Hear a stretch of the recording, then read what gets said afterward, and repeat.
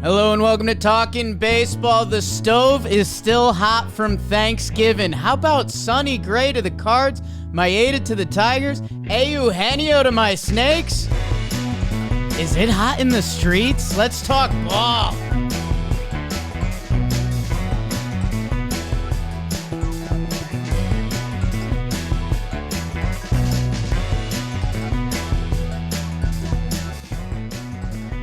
Hello and welcome to Talkin' Baseball, presented to you by SeatGeek. My name is Jake Stromboli. Trevor Plouffe out on the West Coast. BBD behind the plate. Jom, Daddy, he's in Disney, baby. Him and the family enjoying it. He's out this week. I'm out next week. Me and Trev got some big things coming up, especially as the hot stove kicks off. It's going to be a funky couple weeks for Talkin' Baseball, an exciting couple weeks for the baseball community because it feels like it's going. So, Trev, how you doing coming off of Thanksgiving and Thanksgiving weekend? What's up, everybody? Yeah. I'm doing well. I don't know if you guys mentioned it, but I was under the weather last week, so I'm sorry I missed the show. I hate missing shows, but sometimes you got to do it. I mean, I had it bad for a while, but I'm feeling good now, and I am excited to talk about some of these moves because I think they're important, and I think that I think this is only the beginning. I feel like there's a big avalanche of moves coming down, and Bieber and Jolly, I guess, are going to be at the winter meetings, live covering the event, getting hammered off wine, just an homage to your guys' trip back in the day. So that'll be some good content, but we got a good show today. I'm excited to talk about all the moves, especially my guy Kyle Gibson, who you and I famously predicted was going to the Cardinals. Yeah. He's there. So it's going to be a good one today. I'm trying to chop it up. It's been a while for me. Yeah, there's a funny and a not funny part to this. Trev was like really sick. I didn't realize. So we're glad you're feeling better, obviously. And then the other part of that is there's a chance you and I are going to be taking topless pictures soon. And Yes. Trev was just sick and lost 10 pounds. So that just hurts my equation. 10 pounds like a week before the pictures. But I was like pumped up. Like I was going to the gym a lot. So Right. I don't know, man. I wasn't trying to slim down. It wasn't but 10 pounds you needed to lose, but sheesh, man. Let's talk ball. I'm glad you're feeling better. Go if you're going to the winter meetings in Nashville. Go hunt down Jolly Beebs. It's in Nashville? Yeah, I know. Nashville. Oh, We screwed man. up. You guys are going to have so much fun. We screwed up. It's gonna be a wild week for the boys, and it's been a wild week. I guess it hasn't been wild, but it feels like it's happening, or maybe for one team, Trev. And you're right, because I forgot the kind of the last time we talked. I think Gibby had happened, or when did Gibby happen? Trevor wasn't on the episode. Right. It was sick day. That happened. So he and Lance were the topic to lead last episode. So we'll get your notes on that, Trev, because I'm interested, and most importantly, you have gotten the next part of the equation because there was a lot of depending where Gibby and Lance Lynn signings are in your offseason moves for the Cardinals. They could be well liked because they're veterans who eat innings, and you kind of know what you're going to get from them. If they were the only moves, it didn't feel like the solution to the Cardinals' needs. And now, Monday morning, we get Sonny Gray to the St. Louis Cardinals. There'd been a lot of Braves rumors. Sonny Gray, I guess I can, but how good he was last year. He finished second in the Cy Young. He led the American League in FIP, if you're into that kind of thing. And it comes out 3 years, $75 million. So $25 million a year for Sonny Gray. He will be the Cardinals' one. His 2022 season was also good. I mean, he's a career 3.47. It looks like he's the ace of staff. And Mozeliak, the Cardinals GM, his original quotes were that they were getting 3 starting pitchers. And now we see Sonny Gray, Lance Lynn, and our guy, Kyle Gibson. So, Trev, I think you start with Sonny, and I want to see you unpack the whole thing. I mean, what was the Cardinals' problem last year? Starting pitching, Well, the clubhouse too. and that. We talked about that a lot. And what, look, we'll get to what they bring on the field, but I think that's important to start with those three guys coming in. Big veteran presence. Kyle Gibson, maybe the greatest teammate of anyone that's ever played a sport. Nicest guy. And Sonny Gray's the same way. I mean, I spent a lot of time around Sonny. He's not as nice as Kyle. He's nice in his own right, but Kyle's on a different level. But what Sonny brings is just real deal veteran leadership, and it's not just with the pitchers. And usually that's how it goes: is you have like a leader that's a leader of the pitchers, and then you have a position player that's leader position players. They have leader position players there, but Sonny, I saw it last year firsthand with the Twins. I mean, he was the one organizing team dinners. He was the one getting the guys together and making sure that they were doing things as a team. And it's important throughout a season to do it. I mean, we talk about that on this program a lot, and it can't be understated. Like that is important, especially to a team like the Cardinals that they kind of went through that last year, that just had a really, I would say, a rough year. You bring in a guy like Sonny, you bring in a guy like Gibby, both guys I played with, and I know are just going to do great things for the clubhouse. But then you bring the on-field stuff, and I would say this. 2, maybe 3 pitchers. I don't think the Cardinals are done. I think you would look at their rotation now. You got Sonny at the head, and then you have Michaelis, Gibson, Lynn, and Matz. That's who like the projected 5 are. I don't think they're done. There's still a couple guys out there they can go get. They would fortify the rotation. They would give them depth. If that's what they were searching for most in this offseason, they can still go get a Yamamoto. You got to try to convince these guys to go there. A Montgomery to come back. You got to convince him to go there. But like I wouldn't expect them to be done shopping. Are they going to land somebody else? I mean, it takes 2 to tango, so I do not know. But Sonny last year, he added the sweeper, and he was filthy. And he's like such a rare type of pitcher where he was striking a lot of guys out. He was getting a lot of ground balls, and he wasn't giving up. And then he wasn't giving up any homers. That was the biggest thing. I don't think he allowed a homer until like July or August or something like that last year. So all the, anytime he get runners on base, like he could just get out of it. It was not a Houdini axe, because that wasn't the case, but like it didn't matter. It felt like it didn't matter if runners got on. Like Sonny was going to get out of it. I think if you're a Cardinals fan, you can expect more of the same of what he did last year. He really likes that outside corner. When I saw Sonny on, he was commanding that outside corner. He was Xing it with the sweeper, bringing that 2-seam fastball back, and then riding the 4-seam kind of up there. And when you can do that, and he did that a lot last year, it's so difficult as a hitter to square a ball up, basically, because there's 3 pitches coming in the same quadrant. They all kind of look the same, and they all go different directions. He's going to do wonders. I think you're going to have some frustrating days with him. There are times where he's going to go 5 for you, and he's going to get into a little bit of trouble. But more often than not, he's going to wiggle out of trouble, and you're going to see these end results, and you're going to be happy as a Cardinals fan. Yeah, I don't know if it's called the Blake Snell bucket, but Sonny's not afraid to put a runner on. Sonny will walk you. He doesn't want to give in. And I think there's something there that's I don't want to say it's a future of pitching, because hey, I'm the biggest Blake Snell as a person fan, and I've also said sometimes he can be a tough watch. So I don't want to say this is the future of baseball, but I think there's guys that are talented enough that if you don't have control of the count, they're not afraid to let it go. Like and look at the stats. Like go look at your favorite hitter. Go look at their stats when they have a 2-0 count, and go look at their stats when they have an 0-2 count. Like there's something to that math that a couple guys are talented enough around baseball to navigate that they're not scared to put on a base runner or 2. Hey, and for Sonny Gray, more importantly, like however you want to chop it up, the last couple years, whether you want to do the last 5 years or you want to do the last 2 years, you're looking at a guy that has fantastic numbers. So the Cardinals get Sonny Gray. And Trev, I liked where you were heading there, because I don't know. I guess I was starting to think in a central scope, because it's like, okay, let's say the Cardinals are done with their rotation. It's Gray, Michaelis, Gibson, Lynn, Matz.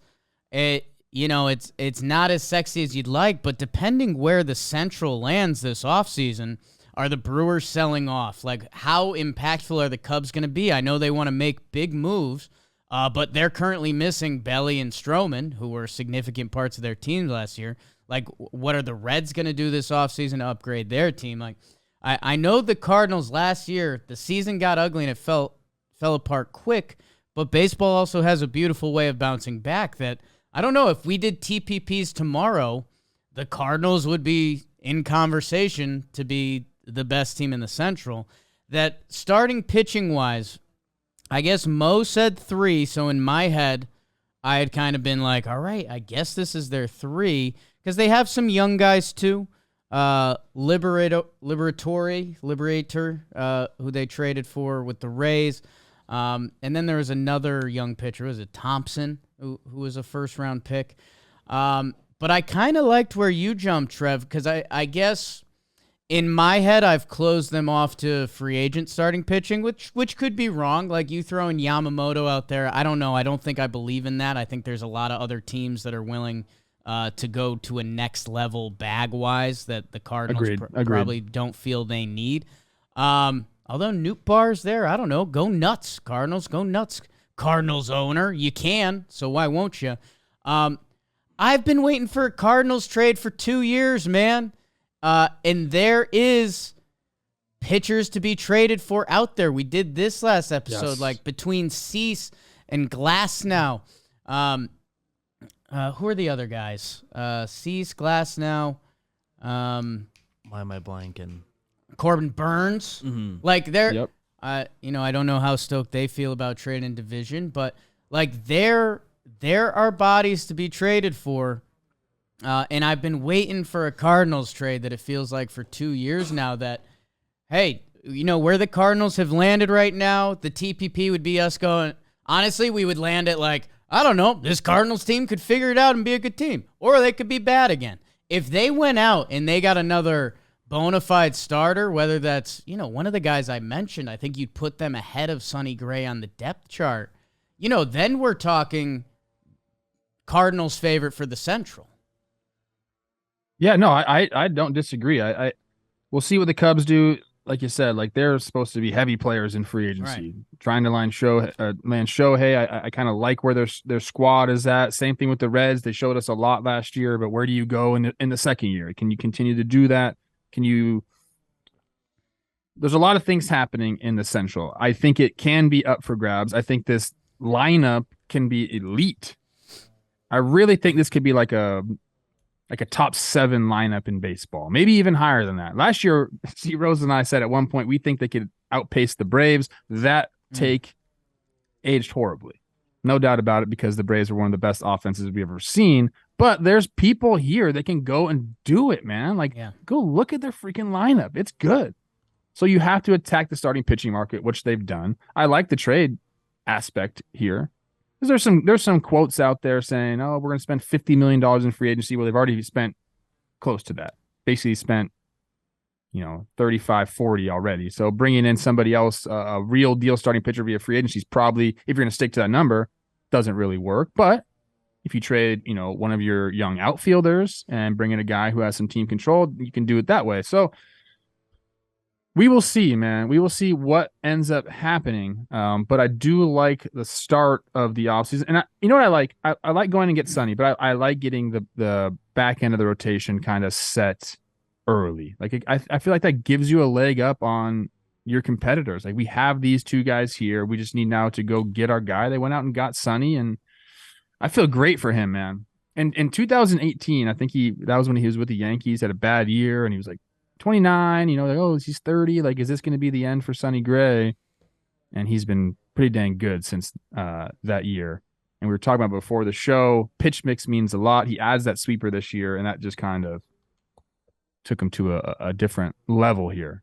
So I'm excited for Sonny. He's a hard worker. You're going to get that short king, which I know you like, but he's so difficult. He's just a very, very difficult pitcher to game plan for. And again, we've talked about that before on the show. Yeah, I do think another thing that's going to be interesting for the Cardinals, it's at kind of the end of the offseason when you check in and you look at all the other signings, and not everything's equal. Like, again, Aaron Nola made it seem like he wanted to play in Philadelphia.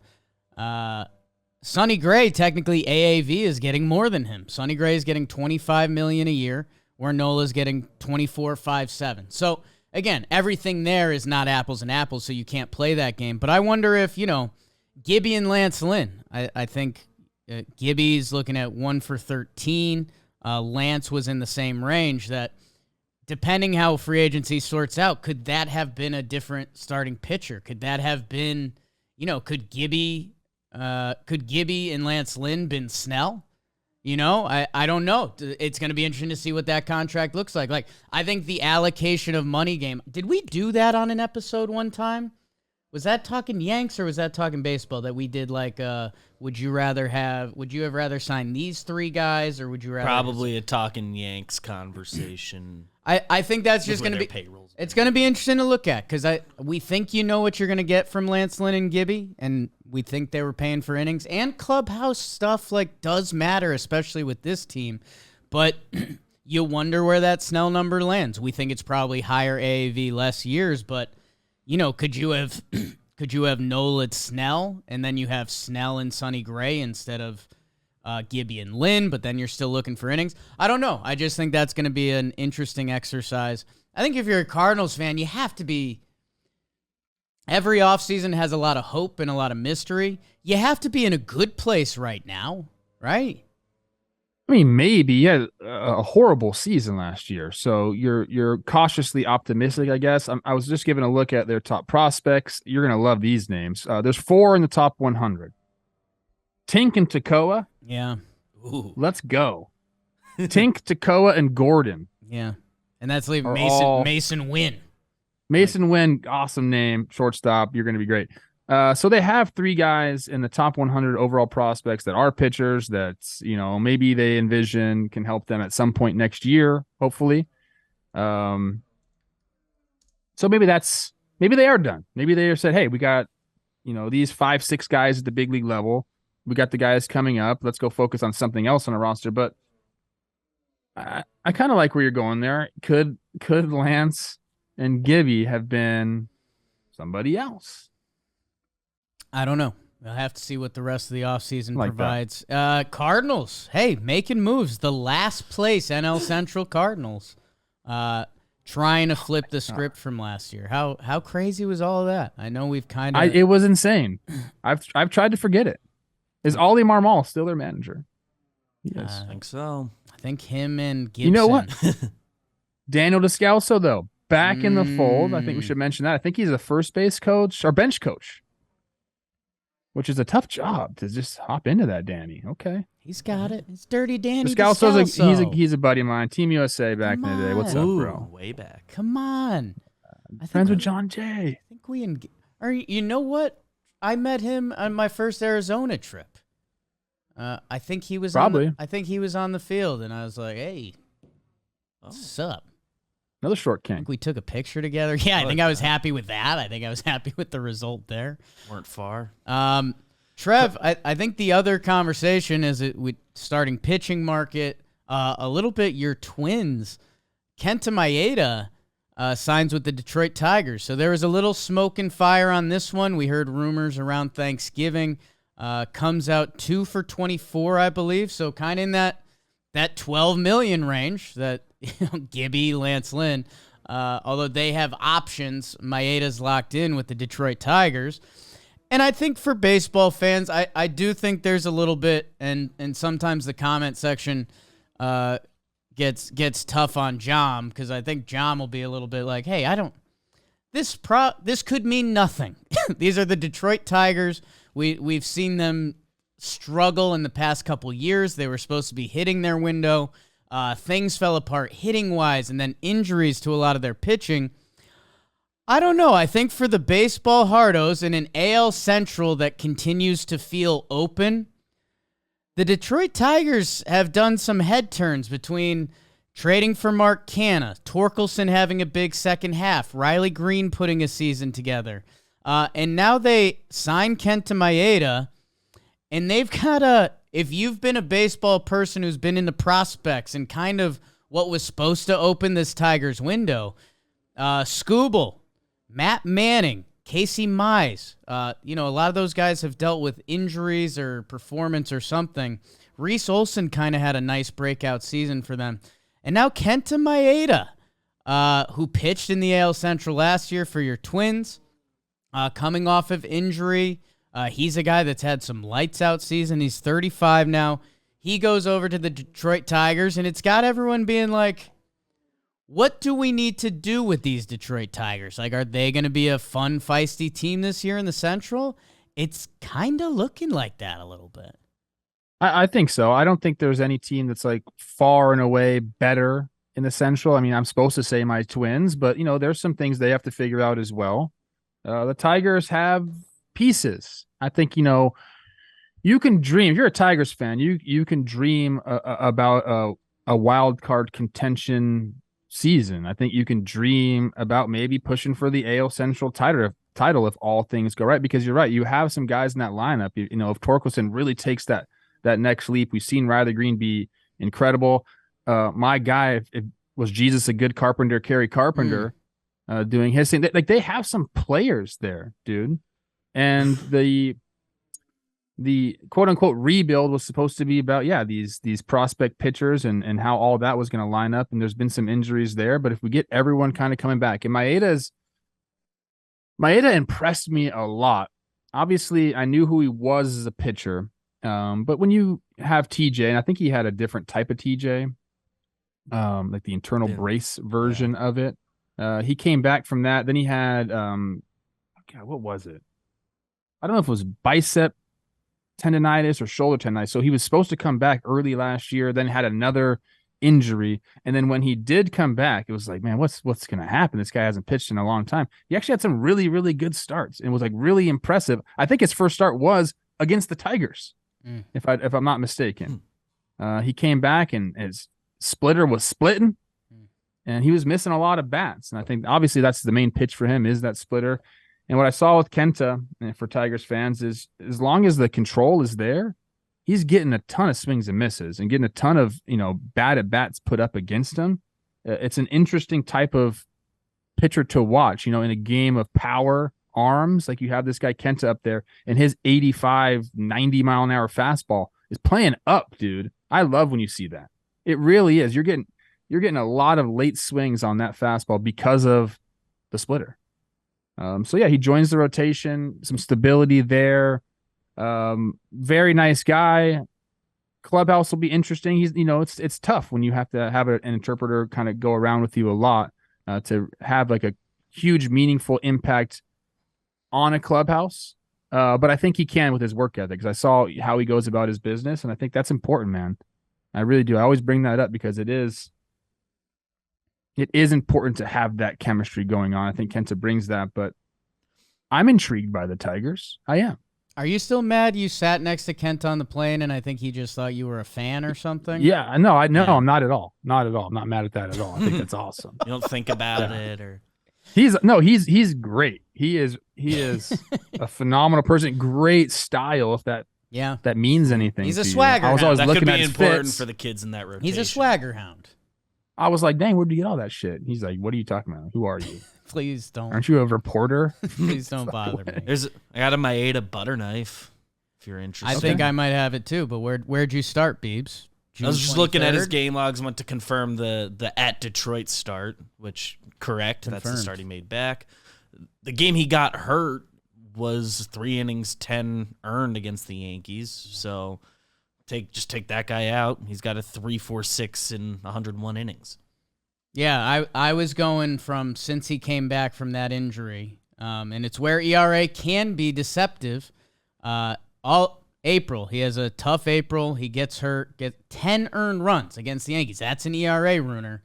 He comes back June 23rd through the rest of the season. 17 games, 88.1 innings pitched, 103 strikeouts. So Maeda was punching tickets. Dude, people were taking bad swings against him. To the tune of a 3.36. So that's where, I mean, the Tigers front office probably saw that. They saw it firsthand, I think, and not to to put it down, I do think 3 of those 16 starts are against Detroit, which that's fine. That's fine. They don't have to face them now. But tell them what they're doing wrong. That's what they're seeing, and that's what they're banking on for the next 2 years. So also, as I say, off-season signings, Kenta Maeda versus Gibby or Lance Lynn, those are going to be some interesting comparisons. And the Tigers, we kind of laughed when they traded Kenta. It was the first move of the offseason. It's like, here we go, hot stove, Kenta to the Tigers. Hey, if you're in the walls of baseball, you know what? Kerry Carpenter hit a lot last year. Your guy. Torkelson turned it on. Riley Green. There's something there with Mark Canha being an MLB bat. Can a Parker Meadows take a leap? Zach McKinstry was a helpful utility guy. Javi Baez is on this team. If they get some juice and they can be a competitive team, can he find something? I know some Tiger fans are even laughing at that statement. I'm interested to see where the rest of their offseason goes, because in that AL Central, man, you show a little bit of juice, and you're going to have hope going into the season, and hope's a dangerous thing. Ooh. You like that? It's like a movie quote. Sounds like it. Yeah. I think so. I don't know what movie. Yeah. We know offense is obviously their biggest issue there, but Maeda, obviously some injury concerns with any pitcher, but he's kind of your stabilizer. Tarek Skubal, his last 200 innings of MLB baseball are really impressive. The one full year we've gotten of Casey Mize was sneaky good. 1-1 pick. Him back. 1-1 pick. He's a 1-1. He's Mize. supposed to be that guy. Like they've got a rotation you can actually believe in. They need things to break their way. Every team does. Matt Manning. What do you got, Trev? Hand raised? Play Matt Vierling. That's what I want, You Tigers. I want you to play that guy. You love Matt I think Vierling. he could be an all-star. I do love Matt Vierling. Every time I watch him, the big old MFers making a play, stealing a base. I don't know if he stole any bases last year. 6 bases, but I don't know why. I always saw him making plays. They'd be Tigers fans, hit me up. We've been doing a lot of what's available. We did a Talkin' Baseball trade candidate episode.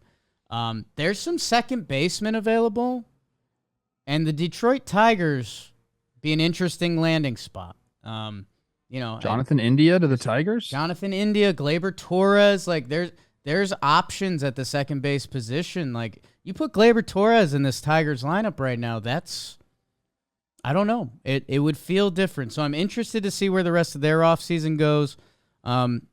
They have some prospects on the way. I always laugh when I look at their prospect list. They have a Wilmer Flores, who's a top 100 prospect. So I kind of need double Wilmers. They've also got names, Trev, Colt Keith, Jace Young, Josh's bro in that org. I mentioned Parker Meadows. He's Austin Meadows' brother. So I don't know. They're still going to be relying on a lot of young pieces, which can sometimes be a tough baseball formula, or oftentimes it's the formula we see teams take a jump, and it's like, yeah, that's because they had 3 players become MLB dudes. So interested to see the rest of their offseason.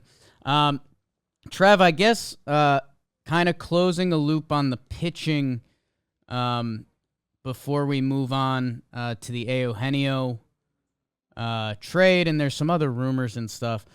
I don't know. I guess do you think does the Sonny Gray signing change your view of the market at all? And I guess are you worried for their Twins because they lose 2 guys, and I know they've been talking about cutting payroll. Like I don't really get the Twins off-season plan, and it felt like they had good juice, right? Like Royce Lewis has become like a stud, so I don't know. Yeah, I mean there are rumors and talks that they are going to either sit pat on the payroll or even reduce it because of the TV deal that went sideways. Hey, by the way, hit me up, guys. You want me on the TV? Yeah. I think they feel good about their spot in the Central and also their rotation. Yeah, sure. Like Sonny Gray, they would love to have him back. Who wouldn't? He was second in the Cy Young last year. He was the leader of that team. It was awesome to see. But they feel good. They have Pablo leading the way. They have Joe Ryan behind him, the Nightmare Bailey Ober, Louis Varland, a couple different guys coming up as well. So I think they feel okay about the starting rotation. I don't know. I don't know what moves they are looking to make. I'd be very curious, and I'd be shocked if they went in and went out and got any of the free agent starters. I don't think that's going to happen. I think the trade market is probably where they'll make some upgrades. I feel like they feel good about where they're at in the Central and just in general. Yeah, I mean, I guess, Pablo Lopez, Joe Ryan, Bailey Ober, Paddock should be back into a starting that's right. Paddock is back year. and Louis V. And yeah, Louis I mean, Varland, that's a good fight. You need depth. They know they need depth. So whether they go get that, with one of the lesser free agent pitchers or go into the trade market, I'd assume that's probably where they'll go. But they got a lot of good pieces there. Yeah, they do. And a surplus. They have trade candidates. Well, I don't know if you talked about them on the episode or not, but signing back Polanco and Kepler to their options, I think they end up trading those guys in the offseason because you can get a Max Kepler or a Jorge Polanco for 1 year for $10 million. A lot of teams would like that. Yeah, I mentioned the second baseman trade market. You could throw Polanco in there. Maybe not. I hope they don't. I love him not so in division. Much, yeah, and it feels like he's always been rumored. And if you made it to this point, and he had a kind of really big impact on that team last year, it just doesn't seem the time. Man. It does feel like the Twins are going to have a retool of sorts, and I'm excited to see what that is because you're right. Like the assets and chips, a retool is the word I'm looking. What does a retool mean? This is a team that won the Central. I think they still have pieces. I think they have too many of the same puzzle pieces, and they need to, I don't know.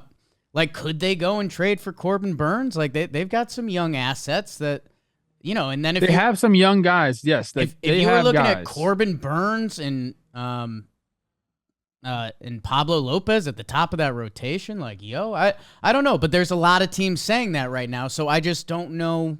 I think they have the puzzle pieces that the Twins will probably be the favorites in the AL Central to start next year. I just don't know how to get there, so I'm excited to watch it.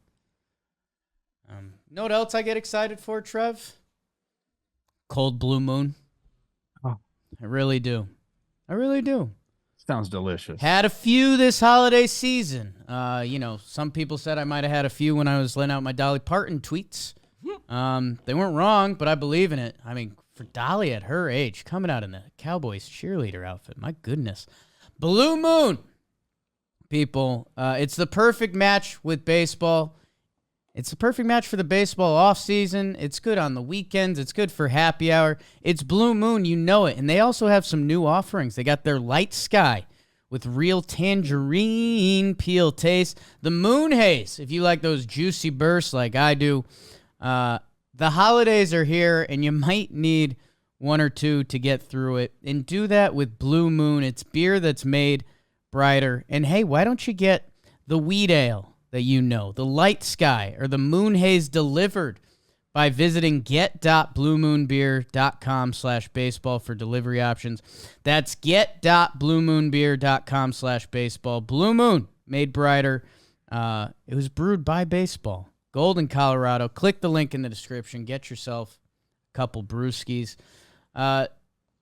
Trev, before we do some, I don't want to say rumor mill stuff. We had an Ohtani scare this weekend, but I think we land there. Let's get this trade done because it's with the World Series team and it's with an impact player and kind of a talking baseball legend. Yes. Your guy, Eugenio Suarez, handsome, gets traded from the Mariners to the D-backs for Sebi Zavala, who's been a backup catcher the past few years. And I think the real trade asset is Carlos Vargas. He's a 24-year-old pitcher, hits triple digits, struggle with control, got a taste of the show this year. What I can tell from this trade, the Diamondbacks Get Eugenio Suarez, who, yeah, he's going to strike out, but he's also going to give you some pop. He's had a over 100 OPS plus. I want to say like 7 out of his 10 seasons. He plays a lot. He played every game last year. He's played almost every game the past couple years. He's going to give you pop. He's going to play solid defense. And he has I think it's $11 million for next year with a $15 million team option. So I think if we're being honest, I think there's I don't want to say salary dump aspect to this. I think Eugenio's contract is around what he is as a ball player. And the Mariners probably see something in the young pitching arm of Carlos Vargas that they think they can tap into a little more.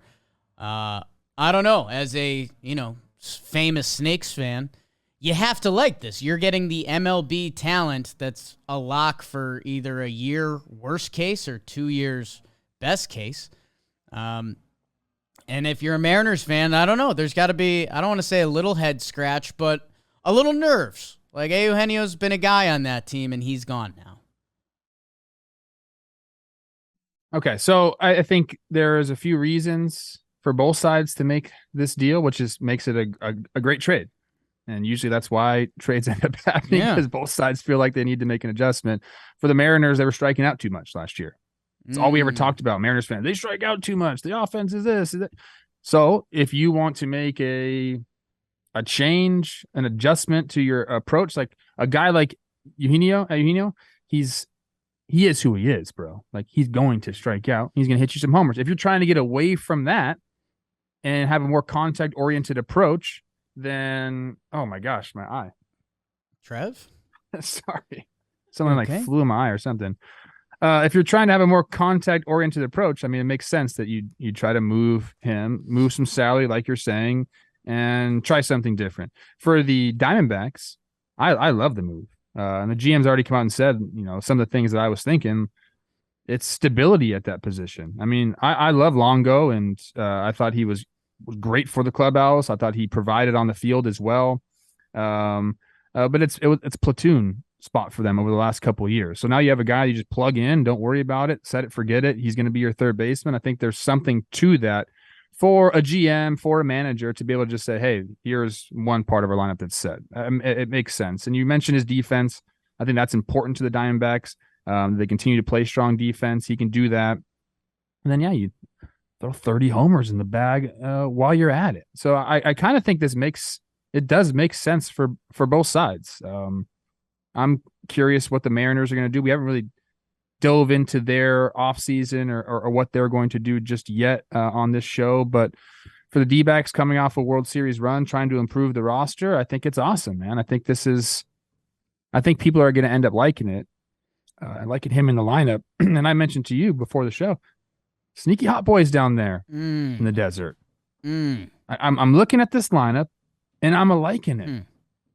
I think there's a lot of, not just the looks, Jake. I know you went there right away, but I think they're starting to round it out where, like, you have some contact guys, you have some speed. Now you have some extra power to go along with some of the guys that have been giving that to you, like Christian Walker over the last couple of years. And we saw Gabby Moreno kind of turn the power on in the playoffs. Like, I think they have a nice mixture there down in Arizona. Yeah, I mean, Fangraphs roster resource. I shout them out as much as I can because it's a great page if you're a baseball fan to look at lineups and depth charts, minor leagues, all of it. Gabby Moreno, the 23-year-old catcher who had 7 homers in the regular season, was the 3-hitter for the Snakes throughout most of the playoffs.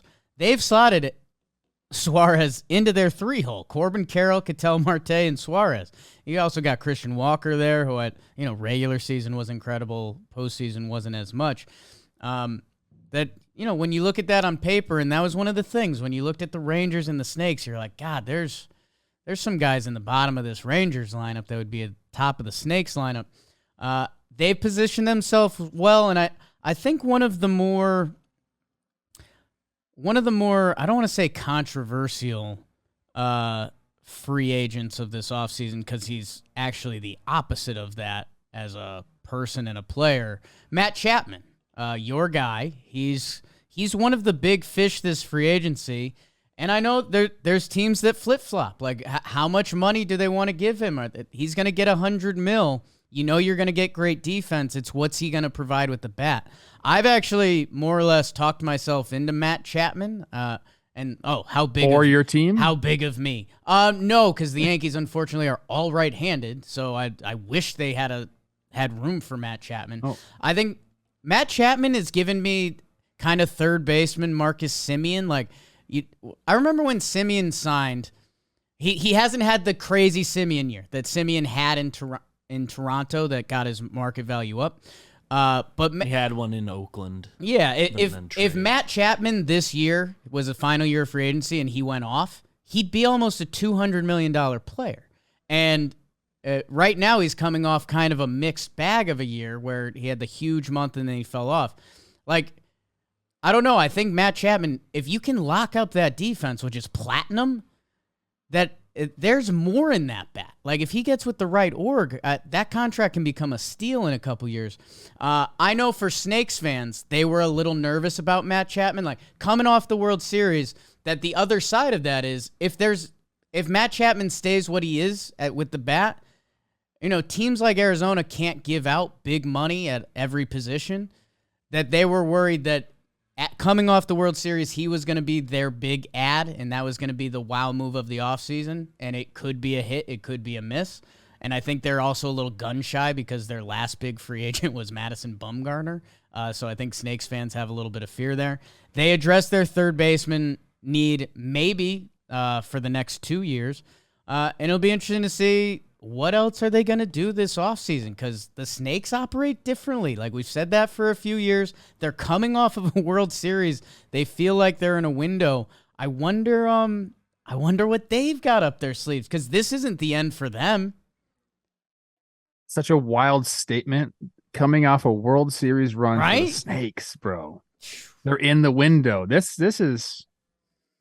I want to go back to Matt Chapman a little bit. You can't just throw all that shit out there and expect me not to. With Matt Chapman. Yeah, you did it. You did it. You tugged on the tail a little bit. I think he'll be closer to $200 million than he is $100 million. How about that? Think so. Yeah, so that's 150. Interesting. Yeah, because we're rounding up. I think so. I think he's going to demand 25 a year. And how many years is he going to get? This guy, Jake. Say what you want about his offense, okay? Right. He had a 755 OPS last year. He still produced a 4.4 WAR. Right. Like, this guy's floor is extremely high. And I think the ceiling is also extremely high. Yeah. Those are the guys you want on your team. Like, if this guy goes to a different org and, he's had some hip stuff, like if he feels really healthy and he gets with someone that can kind of really tap into his offensive side, which he has. He's strong. He can hit for power. He's gonna get paid, man. And you're gonna be thanking your lucky stars that you signed him. I promise that. Whoever signs Matt Chapman is gonna be so happy. So, anyways, that's my Matt Chapman rant. Well, love him so much. Trev, that's where we're kind of on the same page. So, Fangraphs, they have their crowdsourced results for free agent contracts, and they've been pretty good this year. Sonny, they had 3 for 63. He got 3 for 75. So they were off by $4 million a year there. Nola, 6 for 150. He got 7 for 172. So they were a year off on the contract. So, I think the supply and demand of free agency, normally there's a little more. They have Matt Chapman going 4 for 80. And that's where, even if that's 5 for 100, and it's why I've been making the Semien comparison, is that you said when Semien signed that it was a big contract. It was like, wait, this guy's a $200 million guy, Semien? You said as an organization, even as a person, to give that kind of money to someone, that's a big responsibility. And you said Marcus Semien as a guy is the guy you want, work ethic-wise, what he's going to represent to the team. Even if he's not producing to the level you hope, and he has, so throw that out the window. As a guy representing your org and leading your team, that's what you want. I think Matt Chapman is that guy too. You said from day one in Oakland, as he replaced you, That's okay. He did. That like he was a man about it, and like he demands like a certain level of like respect from his teammates, work ethic wise. That if you're gonna give like, I don't know, I guess I was a little bit of worried about Matt Chapman with the stick for $100 million player, and I think defensively he might get you 75, and I think that bat might have a lot in it with the work ethic and with the clubhouse respect that where Matt Chapman's free agency could potentially be. I've talked myself into him because I know the exit velo numbers and the hard hit, like the stuff is there that a good coaching staff, San Francisco, I think Matt Chapman can be a guy. And I wonder, like, is Seattle in play for Matt Chapman? Like they just opened up a third base spot. And I tell you what, Trev, for a team that they're supposed to be in the middle of their window, right? Like, part of that Mariners lineup is looking thin right now. The bottom four right now is listed as Cade Marlowe, Luis Urias, Canzone, and Josh Rojas. Canzone's got some pipes on him, if I remember correctly. He's a hot boy, a good paisan, but... Yeah, no, the Mariners are... You know how I have a very interesting relationship with the Mariners and their fan base. I don't... They're changing their organizational philosophy. If they're getting away from Eugenio, I don't think like Chapman's not. He's not like a contact oriented guy either. Much a different player than Eugenio. I would say he's a better player than Eugenio. I think that's fair to say. Maybe it's not as big of a separation as I'm giving it. I don't know. What's weird to me is like they've already said there's rumors that they're out on Ohtani. Is that right?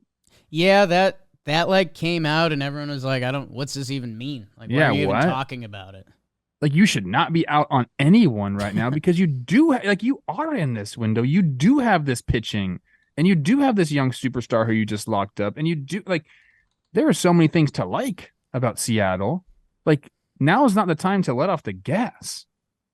I don't know how anyone could think it's time to let off the gas. So I'm assuming they're not going to, and I'm assuming like they're in play for some of these names. Like I don't know who, but I'd be shocked, man. I really would. I'd be shocked if the Mariners didn't make a splash this offseason.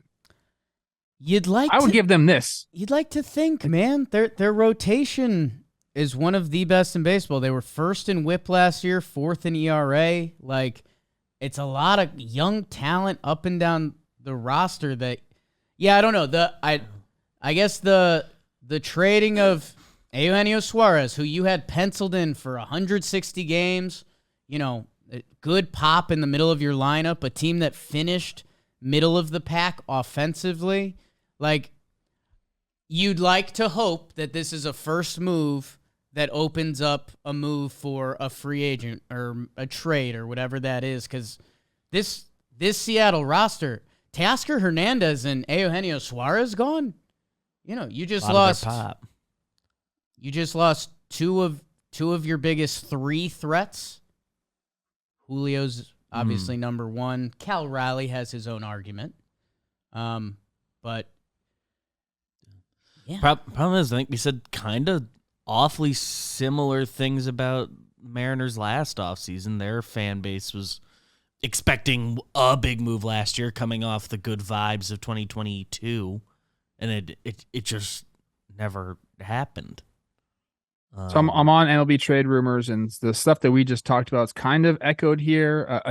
They're saying a deal for Matt Chapman would be wildly uncharacteristic for Dipoto. He hasn't signed a free agent hitter to a multi-year deal since taking the reins in Seattle. That's a direct quote from the article. And then it goes on to mention some of the guys we talked about.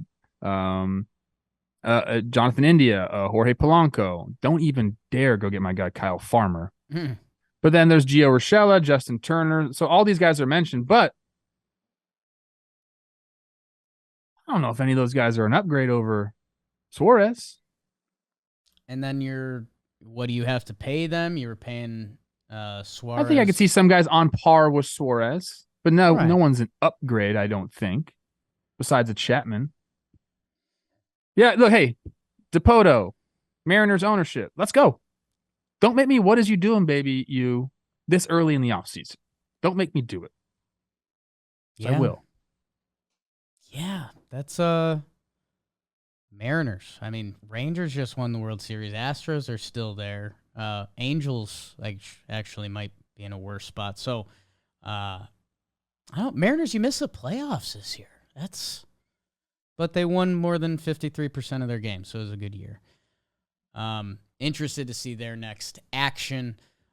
Trev, what else do we need to hit on here? I mean, we had the Ohtani scare over the weekend. Howie Rose got in the mix. Tough follow-up tweet from Howie. Had us on edge for a little bit. I was, Howie. Let me tell you something about putting stuff out there, okay, bro? Yeah. Don't walk it back like that. He walked it back hard. I said might. That's why we don't put might in there. Just stand by what you said. I heard some stuff. Didn't pan out. Oops. Are you the first person to do that? Howie, have some stones and man up about it a little bit. You got it wrong. It's okay. Nobody knows shit, especially with the Ohtani. This is the thing about Ohtani. They are keeping this thing tight. I text you guys. My boy Nez, he hasn't missed sending me a happy Thanksgiving text since 2004. He didn't send me a Thanksgiving text this year. And I was pissed. And I said, hey, you must be grinding if you didn't send me a happy Thanksgiving text. And he did get back to me right away. And he said, grinding would be an understatement. They're doing it. They're doing their due diligence and they're talking to teams, but they're keeping it tight. We haven't heard one fucking thing, dude. And I think that is awesome. Don't you? Yes and no. Like the part you like about it, I like.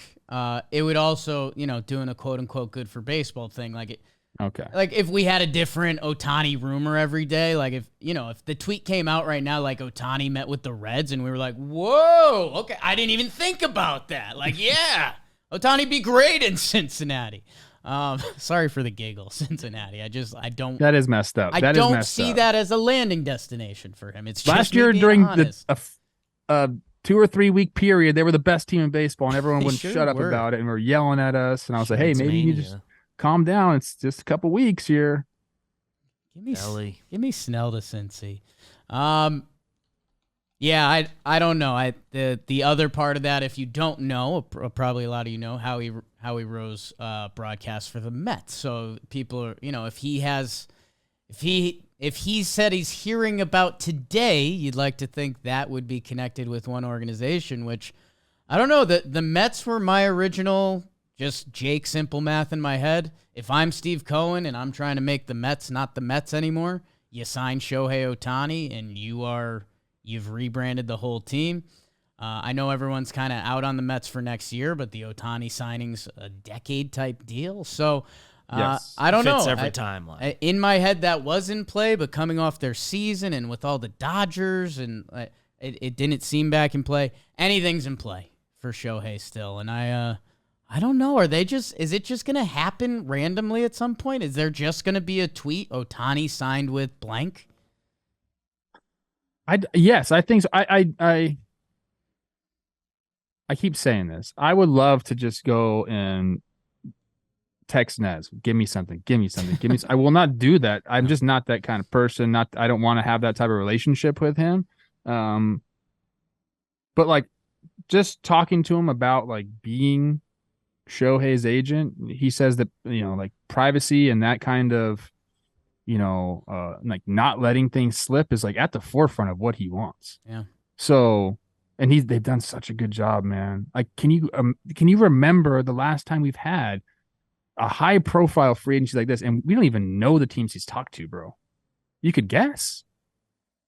Yeah. There's this plane we saw him on and this is that. It's like, no, man. I don't know this, but I think everyone's coming to him. Like, I don't think he's going anywhere unless he wants to. I would assume so, right? Because not to go like baseball paparazzi mode, but we would, if someone saw Ohtani in the streets of New York, it's kind of hard to hide. He's a big motherfucker, right? He's big. I would guess he's chilling somewhere. And God, where is he? Literally the only like report we've gotten on his free agency is that any team that lets stuff leak, it'll be held against you. So love that. Like the mafia, dude. Love that. Like I think we're just not really going to get anything until people didn't think that John Boy Media was going to sign Chris Rose, and we did. Yeah. Yeah. I like the idea of Shohei renting out just a pimp house somewhere in a random city and saying, hey, I'm going to be here for a month, and at the end of this month, I will sign somewhere. You guys are doors open. Let me know when you're coming through. If Shohei said, let me ask you guys this is hypothetical, and I think we're probably done with the show after this, but I think so. if Shohei said, hey, I want to sign a 3-year deal with your team. You know, I'm not going to pitch the first year, but I'm going to give you 2 after that. What's the AAV on that? How many years? 3. 50 per. Maybe 60. Probably that first year you use as justification to like bring it down, but those second 2 years will be a crazy number. For the first year, 60. So you're talking the short 170. Years, if he wasn't hurt, the short years actually kind of hurts him a little bit. I don't believe that, but no, I don't even know why. I don't even know why I asked that question. Because you're horny for it. A baseball player is probably about to get $50 million per year. I bet Randy Wolf. I won't tell you what we bet. It was a handshake. It's just a gentleman's bet. That Shohei. This is before Stop Shohei got out hurt. With Randy Wolf. Yeah, how hilarious! That's your first mistake. I tell him all the time. I would have taken you so far up top. He's like, I didn't stick around the league because I was bad, bro. Check my numbers. I bet him that he would make over 45 AAV. Okay. And that was before he got hurt. And I thought that's a slam dunk. No doubt about it. You're stupid for betting me. I still think that. I still think he ends up around 50 AAV a year, depending on the years. It's crazy. Randy Wolf, 16 years in the show. Trev, thank you. If there's big breaking news, we're on call. You know, people call us the doctors of baseball. Yeah. If not, we will be back here Wednesday. There's a tough Saturday, Sunday overlap. So we get through Friday. Just to know, we would love for everybody to wait till like Monday. Could be interesting this weekend. Well, it will be interesting this weekend, but that's another story for another time. Go buy some merch. I think we got a Cyber Monday sale going on. Oh, yeah. Go check that out. Subscribe. Say Cyber Monday again. Review Cyber Monday. Cyber Monday. Stink. Randy Wolf. Talking ball. Don't bring that in here, Randy. It's a walk or a double, kid.